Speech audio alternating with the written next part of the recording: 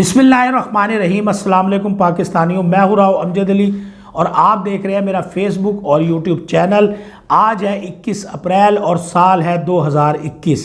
मेरे पाकिस्तानियों 3-4 बहुत बड़ी अपडेट सामने आ चुकी है। बड़ी ही खबर है कि एक तो वफाकी वज़ीर दाखिला शेख रशीद अहमद, उनके ऊपर तहरीक लब्बैक उनकी जानिब से जानलेवा हमला, उसकी इतलात और उसके ऊपर पुलिस की बहुत बड़ी कार्रवाई और क्या कुछ इंकशाफात हुए हैं और वो आज की इस वीडियो में आपके सामने रखने हैं। और दूसरी अहम खबर ये है कि तहरीक लब्बैक पाकिस्तान के अमीर हाफिज साद हुसैन रिजवी साहब जो है उनके खिलाफ उनकी अपनी मरकज़ी मजलिस शूरा उसके अंदर बगावत ने सर उठा लिया है और हाफिज साद हुसैन रिजवी के बहुत सारे मामलात हैं जिनसे उनकी शूरा अब इत्तफाक नहीं कर रही। और तीसरी बड़ी खबर यह है कि हाफिज साद हुसैन रिजवी साहब के 2 खतूत सामने आए हैं। आपको याद होगा कि ये 2 खतूत लिखे थे उन्होंने अपने कारकुनान के नाम, वो दोनों खतूत उन्होंने नहीं लिखे थे। अब ये बात बिल्कुल कंफर्म हो चुकी है।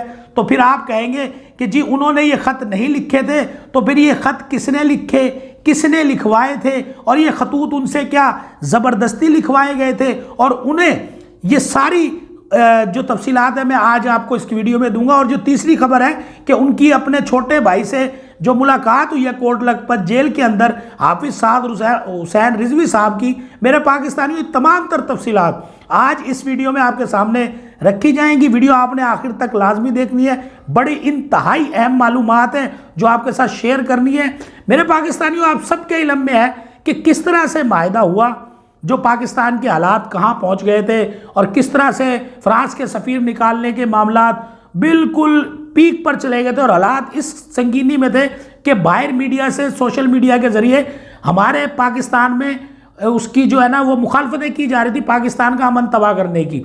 अब पार्लियामेंट के फ्रांस के सफ़ीर के जो दाखिली मामलात हैं वो भी आप सबके इल्म में है कि वो करारदाद पेश कर दी गई है। और शेख रशीद अहमद साहब उन्होंने आज एक प्रेस कॉन्फ्रेंस भी किया और उन्होंने बताया है कि जो कारकुनान है हमने उन्हें छोड़ना शुरू कर दिया है। अब इस सब के अंदर जो मजलिस शूरा है उन्हें हाफिज साद हुसैन रिजवी साहब के बहुत सारे मामलात के ऊपर एतराज़ है। उन्हें एक एतराज़ तो ये है कि जो हाफिज साद हुसैन रिजवी साहब ने खतूत जारी किए, और आप सबको पता है कि पीर अफजल कादरी साहब पहले ही बयान दे चुके हैं कि ये नौजवान हैं, इन्हें सिर्फ बेटा होने की वजह से अमीर बनाया गया है। और अब मजलिस शूरा इस बात पर कायल भी हो रही है और जब मजलिस शूरा का इजलास होगा तो इसमें ये फैसला करेंगे।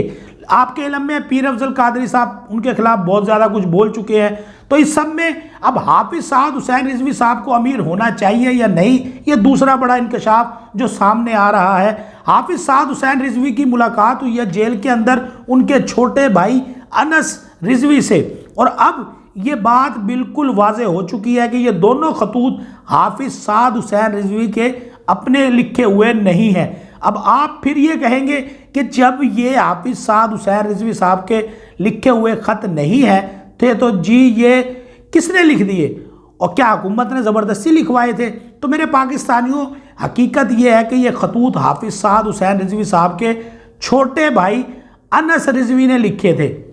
अब दस्तखत जो है उस पर हाफिज साद हुसैन रिजवी साहब ने किए थे और इन खतूत पर, और अगर कोई ये कहे कि ये खतूत उनकी तरफ से नहीं थे तो ये गलत है, क्योंकि लिखवाए हाफिज साद हुसैन रिजवी साहब ने थे और लिखे उनके छोटे भाई अनस रिजवी ने थे। और इस पर भी शूरा को एतराज़ था कि हमें एतमाद में लिए बगैर ये खतूत क्यों लिखे गए हैं। मेरे पाकिस्तानियों, ये जो सारे का सारा मामला है इसमें एक और तशवीशनाक जो बात सामने आई है, और ये इतनी ख़तरनाक बात सामने आई है कि इसके बाद जो मामलात हैं वो भी बहुत ज़्यादा डिस्टर्ब हो चुके हैं कि यतीम खाना चौक मस्जिद रहमतुल्लिल आलमीन, वहाँ से पुलिस ने अभी एक इंतहाई मशकूक आदमी और तहरीक लब्बैक कारकुन का जो कारकुन है उसे गिरफ़्तार किया है और उसके पास से नाजायज़ असला और पिस्टल जो है वो बरामद हुआ है। इस कारकुन के पास जब पुलिस ने इस कारकुन से तफ्तीश की तो उसने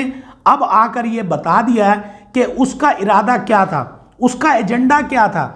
इस कारकुन का जो भी एजेंडा था, तो जो उनके तफ्तीशी हैं उसके मुताबिक उन्होंने जो बताया है कि उनका ये एजेंडा था कि यहाँ से अब इस्लामाबाद मार्च भी करना है और मार्च में ही इस्लामाबाद में जाऊंगा और वहाँ पार्लियामेंट के बाहर प्रेस कॉन्फ्रेंस भी होती है और मुझे जहाँ कहीं भी शेख रशीद नज़र आ गया और जैसे ही मुझे मौका मिलेगा मैं वफाकी वज़ीर दाखिला जिन्होंने हमारे साथ बहुत ज़्यादती की है मैं उनकी जान ले लूँगा। ये बात उस बंदे ने की है जो पकड़ा गया है।